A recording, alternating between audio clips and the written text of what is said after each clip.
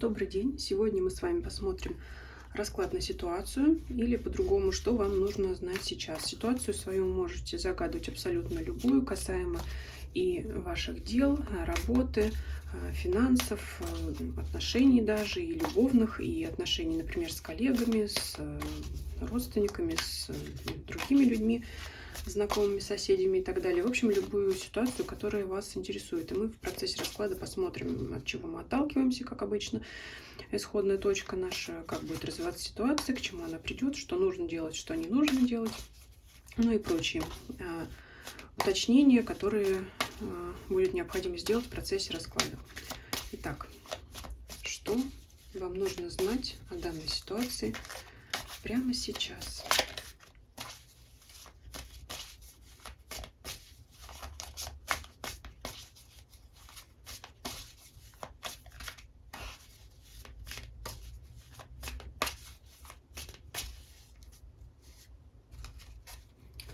Основное. 3 карты. Рыцарь Пентаклей, карта влюбленных и колесница. Основное, что сразу могу сказать, какова бы ни была ситуация, каков бы ни был ваш вопрос, карты говорят о том, что вы ни в коем случае не готовы опускать руки. Наоборот, вы намерены ситуацию завершить, добиться того, чего вы хотели. То есть в любом случае это не сидеть, не про то, что вы сидите со сложенными руками. Это вы намерены действовать по рыцарю Пентаклей. Все-таки Пентакли масть у нас довольно-таки пассивная, но рыцарь это все равно в любом случае движение. Может быть, не такое быстрое, как, например, рыцарь мечей, стремительно несящийся на своей лошади. Но здесь, скорее всего, рыцарь Пентаклей и вы в его лице намерены действовать, но вы пока в ожидании. И стоите перед выбором. Вот после того, как вы этот выбор сделаете по колеснице, вы, конечно, осуществите, будете продолжать осуществлять вот те действия, которые необходимы в вашей ситуации. Но, как всегда говорю, мы будем отталкиваться от изображений конкретной данной колоды, потому что от классической она очень отличается. Вот я сейчас вам покажу, чем. Особенно вот крайние 2 карты. Рыцарь Пентаклей. Вот посмотрите, здесь что изображено у нас. Это кот, который явно у своего хозяина просит покушать. Да? То есть вот он в ожидании. Он изъявил свое желание, он его обозначил и ждет, когда ему это дадут. Да? То есть он сам-то на стол пока не лезет, он уже вроде передние лапки поставил, он уже готов взять это сам, но понимает, что, скорее всего, ему это не разрешат сделать. Поэтому это вот именно намерение сделать что-то, и это именно намерение, которое уже человек объявил. Да? То есть вы кому-то... То есть здесь ничего нет скрытого. Здесь вы уже конкретно людям, от которых зависит решение данной ситуации, вы уже объявили о своем намерении. Но сложилась ситуация, когда вам надо сделать выбор. Либо так, либо так. Ну, дальше будем смотреть, что это касается. То есть сейчас препятствием является именно то, что есть 2 пути, скорее всего, развития событий. Либо вы не знаете, какое решение принять, как оно будет лучше. Но самое интересное, что после того, как этот выбор вы сделаете, выпадает вот такая карта повозка. Вот обратите внимание, что на классической карте Таро там человек в колеснице, запряженной 2 лошадьми, который явно куда-то несется стремительно, а здесь повозка. Это кресло, статичное кресло. Но тем не менее, это продвижение к своей цели. И, скорее всего, сидя в кресле, как можно, сидя в кресле, продвинуться к достижению своей цели? А только если за вас это сделает кто-то другой. То есть здесь повозка, это кресло, оно никуда не движется. Поэтому я бы сказала, что вы вот что здесь в ожидании решения вопроса за вас, так вы и, скорее всего, намерены принять то решение, сделать тот выбор, когда не вам придется самим действовать, а за счет кого-то, может быть, когда кто-то вот с этой ложкой вам это преподнесет, что называется, на блюдечке с голубой каемочкой. Но, по крайней мере, это основы Это то, с чего мы и начали, как бы исток, то, от чего мы отталкиваемся. То есть здесь, скорее всего, сейчас вы склонны к принятию того решения, одно из двух или из нескольких вариантов, когда ваш вопрос решит кто-то за вас. Хорошо это или плохо, мы пока не говорим. То есть иногда действительно такие ситуации складываются, когда лучше не лезть, не мешать, когда действительно кто-то сделает это лучше, ну, либо просто вы пожелали отдохнуть, чтобы за вас наконец-то поработал кто-то другой, кто-то еще. Ну, вот такая ситуация интересная. Давайте посмотрим дальше, как она будет развиваться. То есть мы поняли, что, скорее всего, ваше желание добиться своей цели, когда вам кто-то поможет, кто-то что-то сделает за вас. Давайте посмотрим, как это будет продвигаться дальше. Шестерка мечей. Давайте дополним, потому что это карта расстояния. С чем она связана? Десятка. Десятка мечей. Ну вот в ближайшее время, знаете, пока вы будете сидеть, вы своей цели все-таки не достигнете, если вот ваше намерение таково. Потому что, ожидая, когда кто-то где-то там сделает что-то за вас, вы, скорее всего, только себе нервы потрепите в ожидании вот этого события. Вот это у нас десятка мечей в данной колоде. Здесь вот кот явно выпустил все свои коготки и висит на решетке. То есть он не может пробраться к достижению своей цели, а переживает, нервничает, он хочет, он залез, он вот пытается, но не может, потому что эта сетка стоит, она его не пускает. А вот эта карта шестерка мечей, здесь вот изображен кот, который нахулиганил немножко, порвал здесь какое-то покрывало, может быть, диванную обивку, да, то есть это в любом случае это разрыв, это расстояние, это вот такая преграда. То есть, возможно, что-то происходит на расстоянии от вас, а вы как наблюдатель сидите, вот будете сидеть и думать, ну когда же. Это в том случае, если вы выберете для себя тот вариант действий, когда вы будете ждать, что это дело сделает кто-то за вас. Поэтому, скорее всего, это менее продуктивно. Давайте тогда немножко изменим расклад, потому что обычно я после развития ситуации и рассмотрения, как оно будет проходить в процессе, обычно я выкладываю карту результата. Но давайте здесь тогда разделим результат на два все-таки, да, момента. Что будет, если вы будете продолжать сидеть и наблюдать, каков будет итог, и что будет, если все-таки вы предпримете активные действия. Вот давайте посмотрим, изменит ли это ситуацию или нет, а поможет ли это вам в достижении вашей цели, в решении вашей ситуации. Поможет ли вам?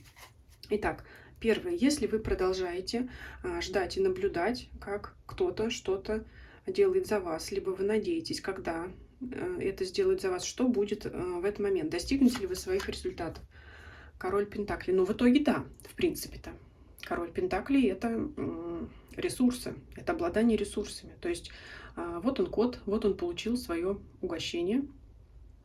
И, собственно говоря, добился того, чего он хотел, того, чего он просил на первой карте. Так что, если вы готовы ждать и тратить нервы, то, пожалуйста, если вы не хотите это делать сами, вы все равно в этом случае добьетесь. А если вы вступите, значит, у нас,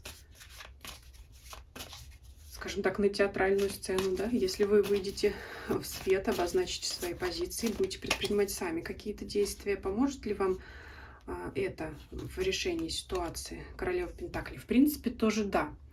Но вот что интересно, не знаю, что у вас там за ситуация, может быть, отпишитесь. Как я говорю, минутка вредных советов, да? Обычно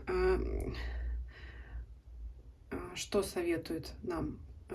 Не сидеть сиднем, что-то делать самим. Но здесь расклад показывает, да, по вредным советам у нас, показывает то, что все-таки ранг короля Пентаклей у нас выше, чем ранг королевы Пентаклей. И та карта ресурсов, и та карта достижений. То есть, что бы вы ни делали, какой бы выбор вы ни сделали, какое бы решение ни приняли, вы своего добьетесь и так, и так. Но что интересно и забавно, я бы сказала, в данной ситуации, если вы подождете, попереживаете, может быть, ну, десятка мечей все-таки она говорит о том, что это, по крайней мере, переживание в ожидании, вы добьетесь большего, чем если бы вы вступили в процесс сами. Королева Пентакли — это тоже получение результата. Но обратите внимание, здесь готовая банка открытая с лакомством для кота, а здесь лабиринт, то есть здесь кошки, вот здесь вот королеве Пентакли. Еще придется за это лакомство побороться, поохотиться, скажем так. Но минимум поиграть и что-то сделать, чтобы этот корм оттуда достать, то есть чтобы эту свою цель и свое желаемое получить. Поэтому, ну, если здесь вопрос лени, это не всегда плохо, это может место быть, потому что это может быть элементарная усталость и переложение части своих обязанностей на других. То есть это, иначе говоря, поработайте теперь вы за меня, а я буду снимать сливки. А если я опять включусь в процесс, то, ну, придется опять все делать самой, вот другим языком вот так вот. Поэтому так или иначе своего вы добьетесь, но тут вот выбор.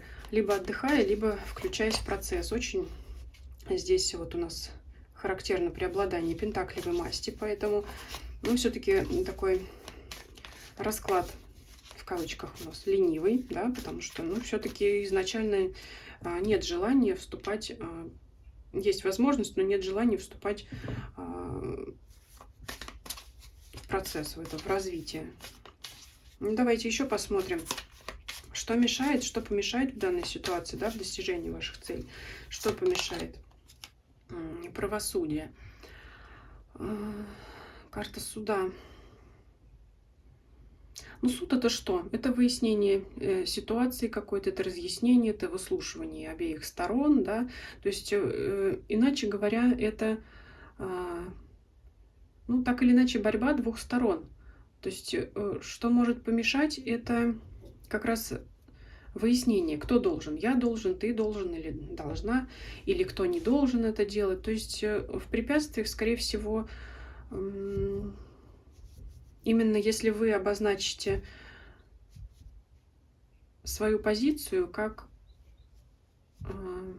конфликтную, если вы будете отстаивать рьяно, да, как на суде, свою точку зрения, то это может усложнить ситуацию. То есть здесь лучше потихонечку, по-хитрому, как котик или кошечка, подождать вот в этом уютном креслице, когда вокруг все как-то там само решится, что там сам кто-то что-то сделает, это будет, как я уже сказала, нервно, напряженно, это будет долго, но это, скажем так, как вот пустить все на самотек и посмотреть, как остальным придется таки все это сделать самим без вашей помощи.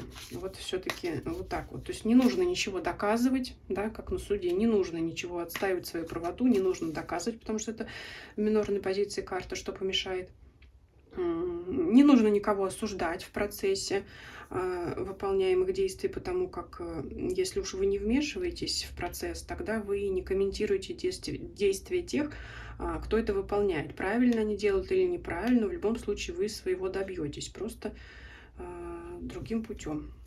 Что поможет вам в решении, да? Все-таки вот давайте посмотрим. Мы уже поняли, что более легкий вариант — это посидеть и подождать, посмотреть, как другие бьются головой об стену. Да, это для вас будет неприятно, нервно, потому что, скорее всего, вы лучше знаете, как сделать. Вы знаете, как сделать быстрее, но не хотите, потому что, ну, может быть, устали просто. Хотите уже получить результат, чтобы не вашими усилиями было, а чужими усилиями. Но, как я уже сказала, это не означает, что это плохо. Возможно, это закономерная ситуация. А вот что поможет, да, например, что поможет не переживать в процессе?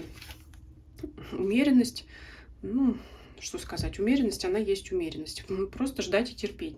Собственно говоря, ничего не поможет. Только ваше терпение. Если вы проявите терпение, значит, опять же, умеренность, да, не влезать в ситуацию. Это единственное, что вам может помочь. Собственно, это уже то, что я и ранее сказала. Сидеть, ждать и наблюдать, как там другие вот в этом аквариуме плавают от стенки к стенке и решают вопрос.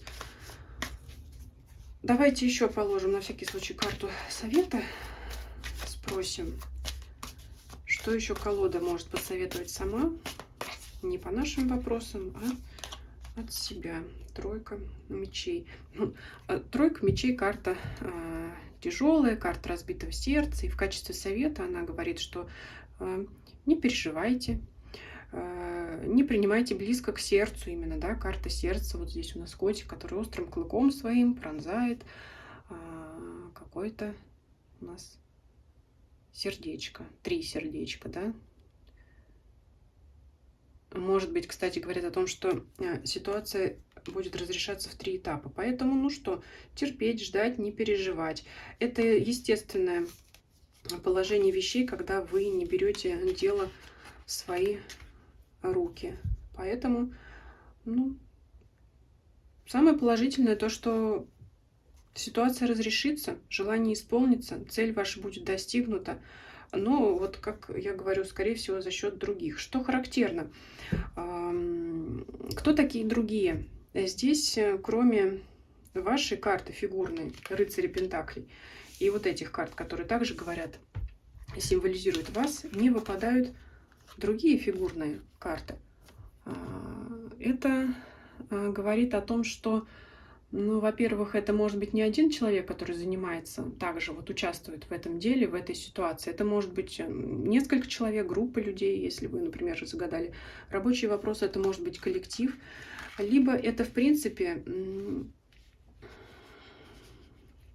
что-то неодушевленное, это могут быть обстоятельства вас окружающие. То есть это, если не касается других людей, это просто сидеть и ждать, когда ветер будет попутным для вас, когда для вас сложатся удачные обстоятельства. Вот здесь вот поэтому. Либо вы всегда все тянули на себе, и поэтому сейчас решили переложить ваши дела на кого-то другого, скорее всего, на нескольких человек.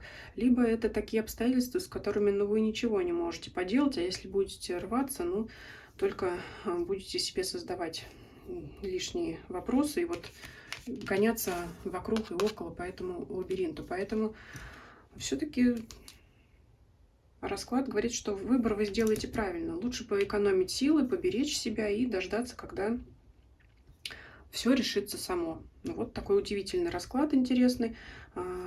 Вот колода кошек, как, по моему мнению, она даже самые негативные карты очень смягчает своими вот иллюстрациями. Поэтому давайте мы закроем все сложности, все ожидания, все переживания и оставим вам колоду закрытой вот этими картами. То есть вот оно, ваше намерение по рыцарю Пентаклей. Вот ваше спокойное, да, мы закрыли все тревожные карты, закрыли. Вот ваше спокойное ожидание, исполнение ваших желаний, ваших целей, достижения тем или иным способом. То есть в любом случае. Пишите ваши комментарии, что вы думаете по данному раскладу, похоже это на вашу ситуацию или нет. Я говорила очень общие слова, потому что расклад очень общий, мало того, для многих людей, так еще и для различных тем, да, вариантов, вопросов. Поэтому вот очень общо так получилось. Приглашаю вас также подписаться на мои каналы Дзен и Телеграм, чтобы не потеряться нам в случае чего. И всем спасибо за просмотр, всем до свидания.